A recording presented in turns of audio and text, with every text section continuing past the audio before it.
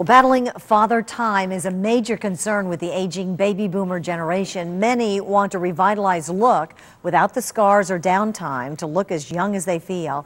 Now, with so many new advances in the field of cosmetic surgery, you have many choices. But first, you have to decide if you want to go under the knife or the needle. So, see what works for you in our Facelift Face Off.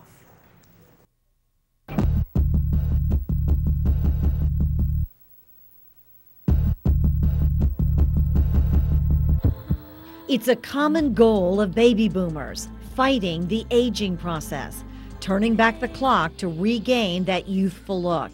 50-something Carolyn DePoli is tired of her tired face. Over the years, I begin to be really disappointed in how I look. It doesn't matter how hard I try to work out or makeup and hair, to have that tired look. Really this, dragged down, just sad and tired look. 50-something Perry Canterman is also looking to rejuvenate her face. I'm looking to look much better than I'm looking right now. I'd like to look like I looked several years ago. Two women with the same idea, improving what nature gave them with a little help from a knife or a needle. They are choosing two different methods to get the same result. Carolyn wants a subtle change and thinks a facelift is too severe. The one thing that I really love about this is that I have control over it. It's something that can be done gradually.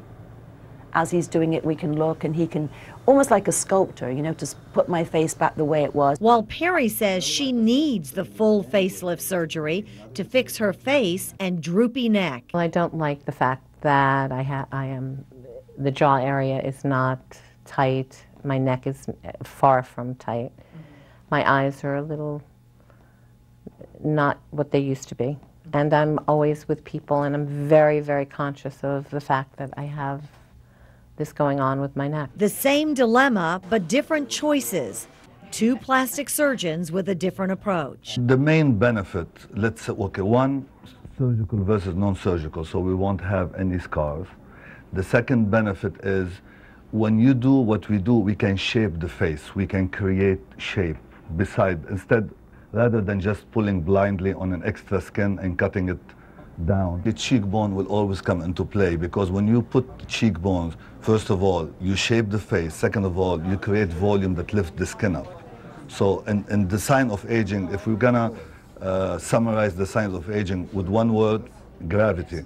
Everything sags down. My job is for naturalness. What I want to do is create a new image that is based not in new distortion, but an improvement of what they've got. That's that maintenance and upkeep mindset, which is keeping things natural. Time now to go under the needle and the knife. Carolyn had a combination of procedures. A curl lift to lift her cheeks and neck. Involves just a stitch above the ear. A Restylane filler to reshape cheeks. Botox injections. A skin peel to improve texture, and filler for lip lines. Total treatments took about 4 to 5 weeks with no downtime and no scars.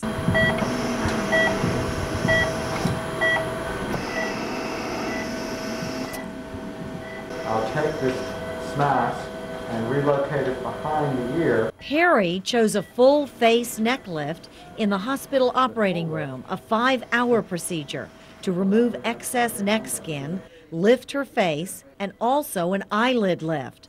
Her recovery time was about 2 weeks. Stitches out, some swelling, and some bruising. Weeks later, the results are in, and Carolyn was thrilled. I think that I've got definitely as good a result as people I've seen with the laser. I'm really, really happy. And it was great to see it almost instantly. I didn't have to wait 6 months. This had really migrated. This was the biggest thing around here. And that's what gives you that youthful look, the apples of your cheeks are back. I'm really, really happy. I'm addicted now. He's got me for life. Her doctor says Carolyn's result is a work in progress, and they can keep adding little procedures when needed. The main thing is to stay proportionate and within reason and give a graceful look. people, when they look at Caroline, no one should guess that she had anything done. Meanwhile, Perry was absolutely amazed with her facelift, how subtle her result was, and said she feels 10 years younger. I like the way my face looks. It's very, I will tell you what other people see that don't know. They don't see anything. They basically, they feel that something is different. I can see it in their eyes, but they can't really tell. I'm not pulled. My face hasn't changed at all. I mean, in a negative way. Right. So in that respect, I'm just thrilled. I'm thrilled with the fact that I don't have that stuff underneath my neck anymore. Yeah. And I just think I look better. Perry's doctor says her facelift result is remarkable. First of all, it's natural. That's really the key to all this. What we don't want to do is we don't want to create a new distortion. We want people to look like themselves, just look better. Both doctors say consumer demand with baby boomers is so great, techniques in the anti-aging business are changing fast just to keep up. 10, 15 years ago, when women waited really until they needed a lot of correction to go see a plastic surgeon because it was a consideration to go under the knife. Today's baby boomers and the one coming after the baby boomers too, they even when they need a small to moderate correction, they don't want to wait. Really good plastic surgery, you ought not to be able to tell. Really good plastic surgery, somebody walks in and they have always looked that way. It's something that there should not be any telltale signs. Look good, don't they? Well, now remember, both procedures have different costs. The non-surgical facelift takes a couple of visits, a variety of services, depending on what you choose, and that one costs a couple of $1,000s on the low end. The surgical facelift, however, is serious surgery, a couple of weeks recovery. Cost factor there is a minimum $7,000 and up. That's two different methods to achieve the same results. The gals looked good. They were wonderful patients, and I think it's a good description to show you what you can do both ways. Transformation is remarkable. Isn't it? Both of them look excellent. Before and after pictures. Yep.